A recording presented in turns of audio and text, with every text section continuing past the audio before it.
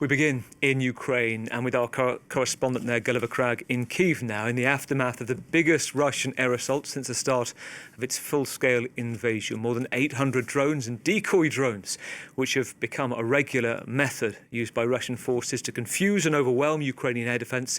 Missiles fired too. In the midst of the overnight attack, Ukrainian forces say they shot down 747 drones and 4 missiles. You can see the damage of what got through in the centre of Kyiv here on the screen, close to Maidan Square, in the heart of the city. The main government building hit up in smoke, the seat of Ukraine's cabinet and its ministers. In a separate, simultaneous attack, 4 people were killed in Kyiv, 3 in Kyiv, and elsewhere, strikes hitting towns and cities, streets, residential areas, reportedly a nursery as well. Let's try and get a sense of what's been going on. Let's bring in Gulliver Cragg in Kyiv. Good to see you tonight, Gulliver. Talk us through, first of all, what today was like for you as well to live through and report on, and what we know. Well, my day started heading out to do a live for France 24 this morning, and I first came up to this square, which is Europe Square, just near Maidan Square. And then the distance behind me, you can see the government building. It's the further away building. The sun is just going down on it. This morning, when I came there was smoke billowing from the roof, and a very, very striking and disturbing thing to see. And there was an atmosphere in Kyiv of things having just got a little bit more worrying, because of course that is the most well-protected area of the Ukrainian capital. The Ukrainians had been very pleased with themselves when they managed to get a couple of drones to hit something in the Kremlin in Moscow. Never before had the Russians managed to start a fire in the government district in Kyiv, and so it leads people to feel more worried. And my day went on going to one of the residential areas that was hit, the building where a 2-year-old baby had been killed with her mother. And once again, this mixture of great sadness and the solidarity that you see of everyone getting together, various NGOs and just local people trying to help those who've suffered, who've been injured or who've lost property and so on. I mean, you talk about a serious security issue for Kyiv. It must be a worry, Gulliver. The breach, as you say, in the highly protected area in the city. What are you hearing about that?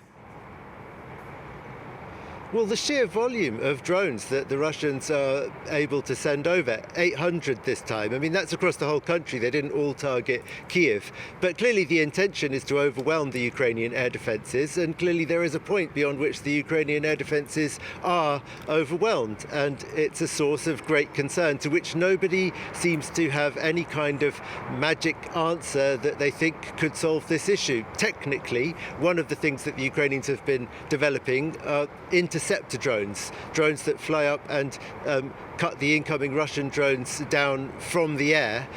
They've been buying and building more and more of them, but nobody says that this is a panacea, especially because some of the adapted versions that the Russians have been making of those Iranian Shahed type drones, they've got what's called reactor engines. They're much, much faster than the previous models, and they're much faster than the Ukrainian interceptor drones, basically meaning that the Ukrainian interceptor drones are ineffective against those ones. But those super fast ones, as I understand it, are very expensive. The Russians don't have that many of them. Another tactic the Ukrainians have been adopting to try to limit Russia's capacity to launch these massive attacks is to target the Russian production and storage facilities for drones inside Russia. They claim to have had some success with that, but we can only assume that things would just be even worse if they hadn't had those successes, because they clearly have not been able to stop Russia from increasing its capacity to send more and more drones Ukraine's way on a single night. When it comes to any prospect of where we are in terms of the hope of some kind of ceasefire after the Alaska meeting, after the sense of frustration now from President Trump, you've been there throughout. Apart from R&R, that you occasionally get some to downtime to go back and forth and see the situation as you do every day. How would you describe the mood in Kyiv amongst politicians, amongst those that you speak to right now? Well, Yulia Sviridenko, the Prime Minister, in a video that she posted from inside the burnt-out offices in the government building, was saying she hoped that this would mean the message would get through that the Russians clearly don't want peace, and that therefore the Ukrainians need to receive more support and more pressure needs to be put on Russia. A glimmer of hope, I think, coming from Scott Bessent, the US Treasury Secretary, who talked of the possibility of bringing the Russian economy to its knees, or words to that effect. I think that Ukrainians would like to hear Donald Trump saying something like that rather than just his Treasury Secretary, because of course one wonders how much influence he actually has over what the president's policy is going to be, and everybody seems to think that a lot depends on what Donald Trump will decide to do, and it's very hard to predict what he will decide to do. But there is a sort of determination to resist no matter what, and a hope that the Europeans are pulling together and that Ukraine will be receiving more support from Europe. And apart from the worry about all of these long-range attacks and the fear, there is also, I think, to a certain degree, a sense of pride that the Ukrainian army has held out on the front line for this long.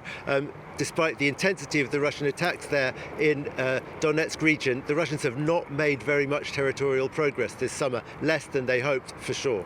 Gulliver, always good to talk to you and get clarity. Gulliver Cragg, our correspondent in Kyiv. Let's move